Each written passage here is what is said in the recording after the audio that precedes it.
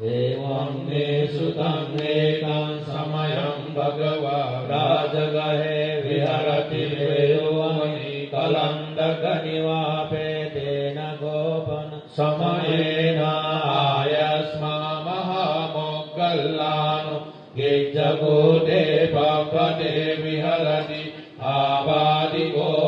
ติยุคิโตภัลกิลาโนอัตโกภะคะวาสายันนะสมัยังปฏิสัลลานาอุทิโตเอนายัสมามหาโมกขัลลาโนเตนุปสังคมิอุปสังคมิตวาปัญญาเตอาสนินิสีตินิสัจจโกภะคะวาอายัสมันตังมหาโมกขัลลานะเอตตะโหจะกัจจิเตโมกขัลลานะมณิยังกัจจิยาปนิยังกัจจิทุกขเวทนาปฏิกมันติโนอภิกมันติปฏิกโมสานังปัญญายติโนอภิกโมตินะเมปันติขมณียังนายาปนิยังบาลามิทุกขเวทนา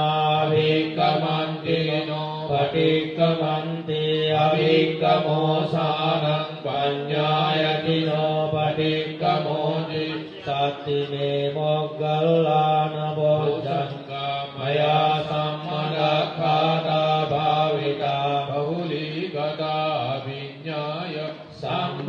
ธายนิพพานายสังวัตันติกตมิสัตตสติสัมโพจังโกโคโมกขัลลานมยาสัมมดัคคาโตภาวิโตबहुลีกโตอภิญญายสัมโพธาย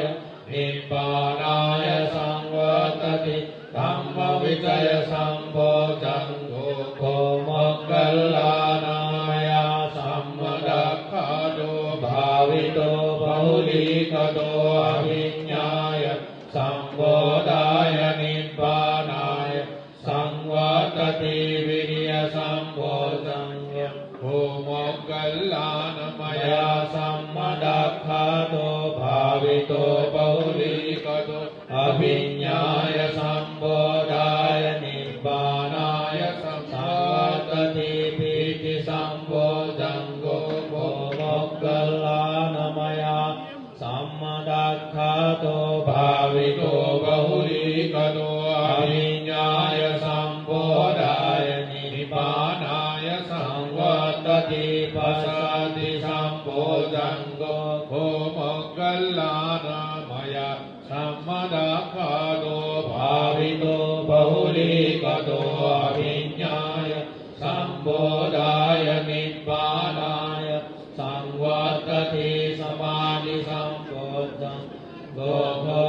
กขัลลานมยาสัมมดัคคาโตภาวิโตबहुลีกโตอภิญญายสัมโพธายนิพพานายสังวัตติอุเบกขาสัมโพจังโฆโมกขัลลานมยาสัมมดัคคาโตภาวิโตबहुลีกโตอภิญญายสัมโพธายนิพพานายสังวัตติเมโฆโมกขัลลานสัตตโพจังกาสัตตสัมโพจังกามยาสัมมดัคคาตภาวิตาबहुลีกตาวิญญายสัมโพธายนิพพานายสังวัตันติตักขะภะคะวะโพจังกาตักขะสุขตโพจังกาติธัมโมจะภะคะวะอัตตมโนอายัสมามหาโมกขัลลาโนภะคะวะโตภาสิตังอภินันติพุทธายตายัสมมหาโมกขัลลาโนธัมมาอาบาดาตถาปะหิโนจายัสมโตมหาโมกขัลลานัสสโสอาบาโนอโหสิติเตนะสัจจวัจเจสุทธิเตโหตุสัพพดาเอเตนะสัจจวัจเจนะสัพพโรโกวินัสสตุ เอเกนะสัจจวัจเจนะโหตุเต